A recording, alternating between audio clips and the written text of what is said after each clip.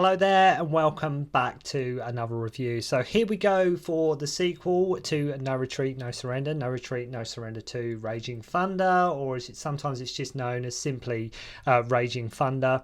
A lot going on with this movie. Again, directed by Yuen, just like the first movie, and made in 1987. And aren't these films? Am I correct in thinking the No Retreat, No Surrender series somewhere or some parts of the world it's called Karate Tiger? I've always known it as No Retreat, No Surrender. But as you mentioned, if you recall back to my previous review of No Retreat, No Surrender 1, have a bit of a guilty pleasure with that movie. I've always sort of really enjoyed No Retreat, No Surrender ever since I was sort of very little.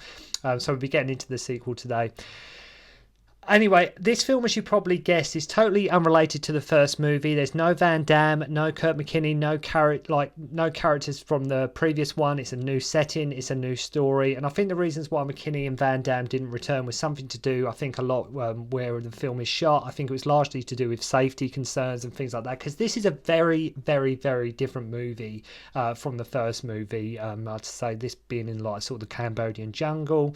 As I say, I think originally it was meant to be a sequel to the original, though quite how they would have explained Jason Stilwell using artillery, bazookas, grenades and shooting people to death, I have no idea. They might have gone down the route of we'll have the same people in it, but they'll be playing different characters like some franchises do. But I'm not sure. It'd been interesting if they would have done that. Like suddenly Jason Stilwell is in the military just blowing loads of crap up. That could have been quite interesting. As I say, maybe they would have had him as a different character completely. And that is the thing with this movie, where the first movie is like a guilty pleasure for many, like I say, myself included, and it plays like a cheesy training movie, and in a way sort of like a semi sort of tribute to Bruce Lee as well. This one is just more guns, and if anything it's more like First Blood Part 2 than anything else. I guess this was Korean just trying to give Western audiences what they wanted, rather than doing a film involving things like he's actually known for example like kung fu and stunt work and things like that. I think this was sort of his attempt to sort of, okay, I've got another shot here at doing an American, like a Western movie. I'm going to try and give them sort of what is popular at the time. I'm going to give them sort of a war movie, a Rambo-esque type movie. And, you know, we'll see how that fares. But as I say, there's a lot to be said for this.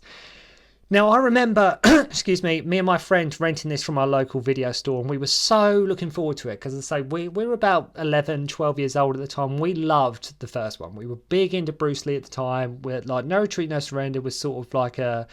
If you were a fan of Bruce Lee or getting into Bruce Lee, No Retreat, No Surrender was sort of, you know, I thought it was a cool movie, No Retreat, No Surrender. I absolutely loved it. I watched it to death. I absolutely just went into No Retreat, No Surrender so hard, like just completely couldn't get enough of it.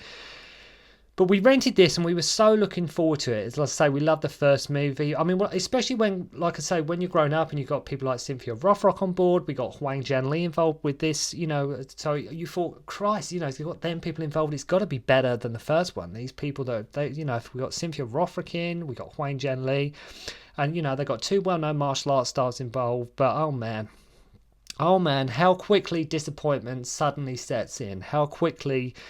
just with even the first 20 minutes of the movie, even first 10 minutes of the movie, you know it's going to be a bit of a bad trip. Now, people do love this movie, and there is still a lot to be enjoyed here, but it's very, very, very different from the first movie. And what is interesting is the VHS cover, the original VHS cover that we got, made it look like the first movie, so you think you're going to get sort of the same sort of movie, but it's amazing how many times sort of video covers, VHS covers back in the day, sort of play tricks on you, where it's sort of billed as sort of something and it's like hasn't got them people in it, like I've mentioned before, like the Lucky Stars films on VHS. It had Jackie Chan's name all over it. Jackie Chan. Obviously didn't know that much about his filmography at the time. You watch the Lucky Stars and Jackie Chan is only in a supporting role. So this was kind of like one of them films where they say the cover was very similar to the first one. So you think it's going to be sort of a martial arts type of movie or something like even a training movie, but this is so far and away from that.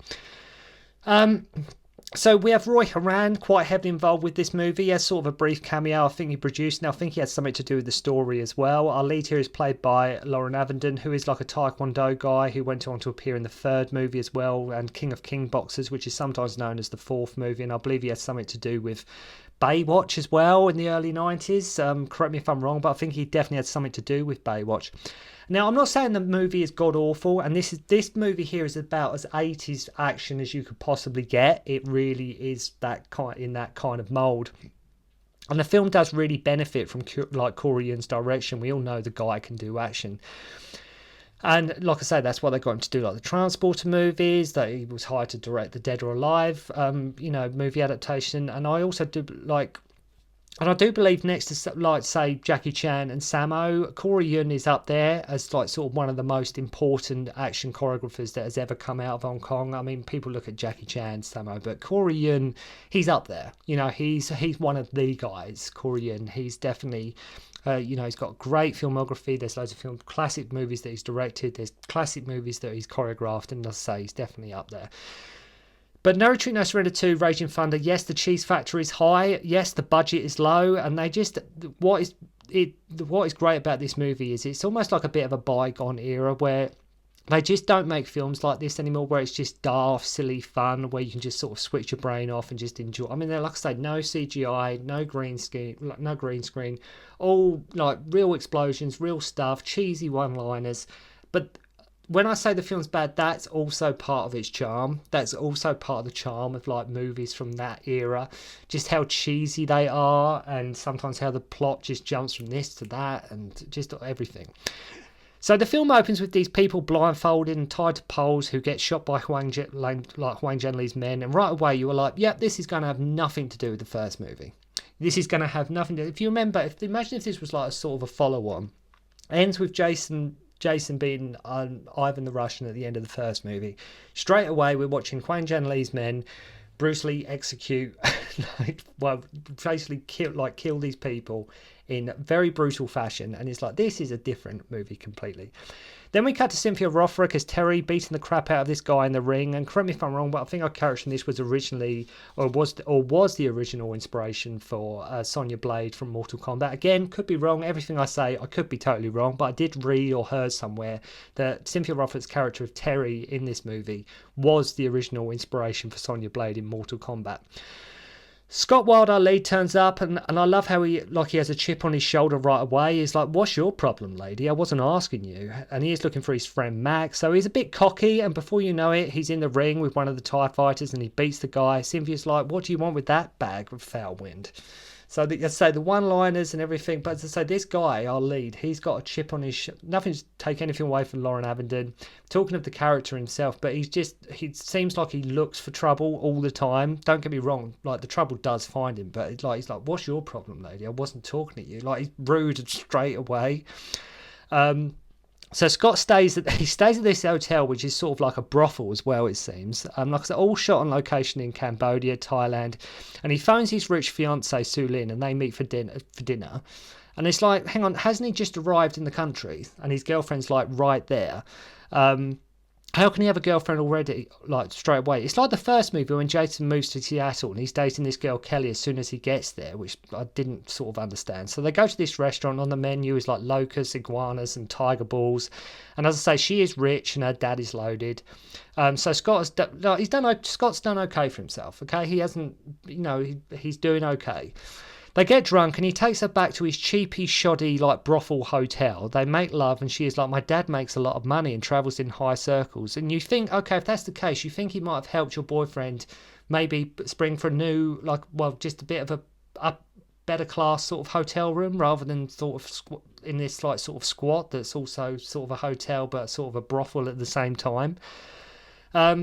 So guess what? She gets kidnapped. Scott beats up some of the guys, one of which he smashes his head to death on the wall. He then goes to her parents' house to tell them what has happened. He gets arrested in the process, and it turns out her family has been arrested. And after question, they want to detain him in Singapore. Well, actually, no, all the family, to stay arrested, they've all been sort of taken out. The family's been sort of taken out, and they wanted to detain Scott in Singapore, and he's being framed for murders, right? So no sooner has he been there, he's fallen out of Cynthia Rothrock, his girlfriend's got kidnapped, and then he's being charged with murder. So it's not really his best day. He's not having the best day of his life, like for the murders of her family.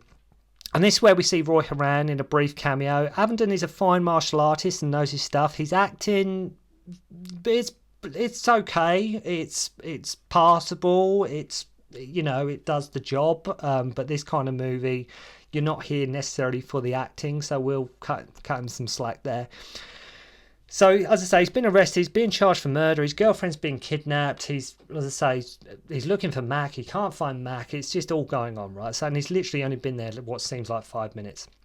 So when he's just about to board a plane, he makes a break for it on a motorcycle. They don't shoot him for some reason. There are loads and loads of stair ramps next to loads of planes. They're not there just so we can just see the bike go up and jump over them or anything. Not at all. So after this, he goes into a random bar. Bearing in mind he's like a fugitive and on the run at this point. He's like, "Do you know Mac Jarvis?" And the guy's like, "Who?" Like, the guy has no idea who he's talking about. And Scott goes like, "He's a big guy, American." He's like, "He's upstairs." Like, straight away, he's like, he knows exactly who he's talking about. Just on that brief description, he knew who he was and just so happened to be in that bar. So after beating this guy in an arm wrestle, Scott beats him up and our two buddies catch up. And I love how he's on the news and wanted, and his only reaction is, "God, I'm starving." Like, he's not even really that worried that he's a wanted fugitive and like being for murder and things like that. And to be fair, they do give him this massive hat so he won't be recognised. Scott doesn't seem all that worried and all too distressed that he's actually wanted for murder. So him and Mac are just having a beer and some guys with knives try to take them out. So cue a fight sequence. Trouble just seems to find Scott. Like, right from the get-go, the character just goes from one mess to another. Music is that typical 80s cheese as you would come to expect from a movie like this. So they find out from one of the guys they took Sulin to Cambodia as one of the other guys tries to get them with a grenade at this point. So Mac runs like his buddy, runs like a sort of imports-export. He's sort of a weapons guy. He knows, he's got connections. That's sort of what Mac is. And he's, as I say, and Sulin's dad is Wing Young Kim, and he's sort of a well-known Vietnamese refugee, and he has ties with sort of the resistance fighters. And they think he's like hiding somewhere, and she is sort of the bait to lure him out. That's sort of the basic gist of the plot. And that's the simple version anyway. To be fair, there is an effort from I think it's Thayer, how you pronounce his name, as Mac to sort of bring some acting to the movie. Sort of like he's sort of a Han Solo to sort of Scott's Luke about, it's about as good as an analogy as I can actually give you concerning the two characters. So now the film goes Rambo and Platoon vibes as they go to rescue Sulin, and I love when they come out of like Mac's weapon locker, they're surrounded right away. So as soon as they get out of this locker, they're surrounded right away. How they didn't hear all these trucks and people pulling up, I have no idea. But as soon as they get out, what were they just waiting there all overnight? Makes me laugh though, all these guys are armed. Not one of them shoots as they are running after them. Terry comes back flying a helicopter and picks them up. How does she know how to find them? I guess Mac made some calls or something. We learn Terry and Mac, of course, have a history. She is just upset because I didn't jump her, I didn't jump her bones. And he says, and she says something like, he's just annoyed and PO'd because I used to break his, or something like that. So to say, some of the one-liners here, they do sort of come at you. So they fly into Cambodia. No sooner do they land than they are ambushed and taken hostage. Nice that this plan of theirs is really working out. As soon as they get there, they're just taken hostage right away. I mean, did we really need the whole... I think without the whole wanted for murder story, I could probably cut this movie a lot more slack, but I don't think it was really needed. I mean, just Scott going to get his girlfriend back would have been more than enough. We didn't need the fact he's also wanted for murder as well. It's just like, let's just throw that in there just for good measure. The fact, he's a fugitive as well. So Mac knows his colonel wants his help to enter the Vietnamese training camp, to which he promises his tank, and Terry they leave Terry as a deposit. The base gets attacked, the chopper blows up, and our three leads escape sort of downriver. And so they just kill time at this point with them having like a fire. They're laughing and joking about their next plan. It's just a shame with Rothrock and Hwang Jang-lee involved. I so wanted more fight action. You got Cynthia Rothrock, you got Hwang Jang-lee, and they don't use them as much. What is the great thing in Cynthia Rothrock's case though? What they do is allow her to show some of her acting chops as well. Like, she really does shine in this movie. Unfortunately, she doesn't. She's not handled that well at the end, but by and large they do give her more time to act. So don't get me wrong, the benefits from being all on location. I just wanted more fisticuffs from Corey here. So the Soviet leader Yuri arrives, played by Matthias Hues, and fights one of the prisoners, swings him around and launches him, and all this leader has on him is sort of his hikes. This guy's like super tall, right? He's super massive. Shoots him after saying he can leave, then he throws him into the alligator pit. And this is like an hour into the movie, by the way. He threatens Su Lin as he wants her father to arrive. The plot is just the girl's been kidnapped, no one knows where her father is, and our team of three are going in to rescue her. That is the plot. So God knows what happened to everyone at the camp at this point. So they find this Buddhist retreat, and Scott is still laughing and joking, right? He's still laughing and joking. As I say, the fact his girlfriend's been kidnapped, the fact her family's been murdered, the fact he's wanted for murder, and all this stuff, he's still laughing and joking, you know, like nothing phases him. As I say, you just wouldn't think he's been framed for murder. Do have one of my favourite line here when they ask Mac if he believes in Buddha, to which he replies, "Is a frog's ass watertight?" Which I thought was quite a funny line. It made me laugh at the time, and watching it again recently, it still makes me laugh now.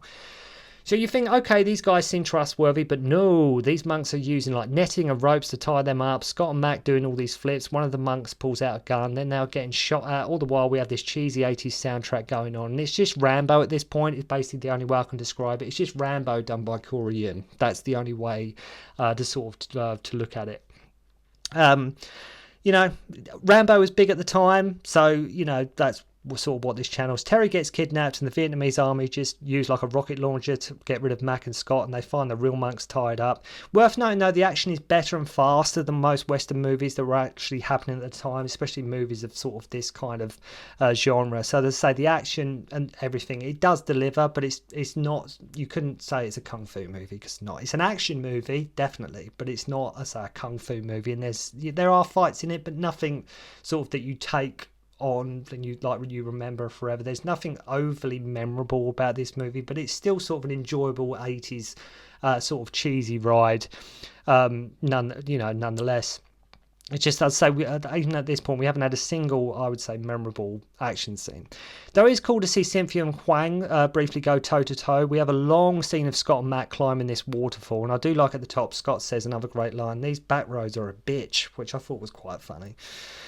So Terry meets Su Lin. Yuri tells her father has gone to the US. That night, Scott and Mac plant what seems to be about 50 Claymore devices. It's the morning, and not one guard has discovered their explosives. Su Lin and Terry are just suspended over this alligator pit. God forbid bad guys and movie villains ever actually just shoot the people they want dead. No, it's either sharks or, in this case, alligators.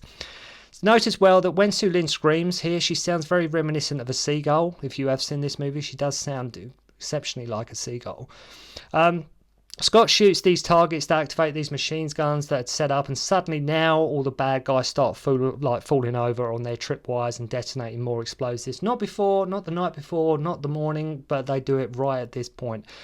Not being funny, but what if they were walking around with Terry or Su Lin around the camp, like taking the hostages for a walk or something? I don't know, but no guarantee the enemy weren't going to do that, and they could have ended up blowing up the people that they're trying to save. But you know me, reading too much into it. So we have Corey and Cynthia and Hwang Jang-lee, and they go for a war movie. You've got three very talented people involved with this movie, but it just doesn't hit the highs as what you necessarily would hope it was going to. But again, as I say, I think it was just trying to fit in with what was popular at the time. So after about the 15th explosion, yes, it does get a bit boring after a while. Mac frees them. Yuri shoots the crap out of Terry after she shoots Hwang Jang-lee. Scott has to fight Yuri, and we really do finally get to see what Avedon can do here with his kicks and his moves. And I say, really talented martial artist. Yuri, of course, falls into the alligators. Terry is dead. Su Lin's family is dead. Scott is a wanted man still, and I wasn't expecting wonders, but with this movie, it's just so vastly different to the first movie, but still a lot of 80s cheesy fun to be had. And so I think Cynthia Rothrock is a bit shortchanged at the end.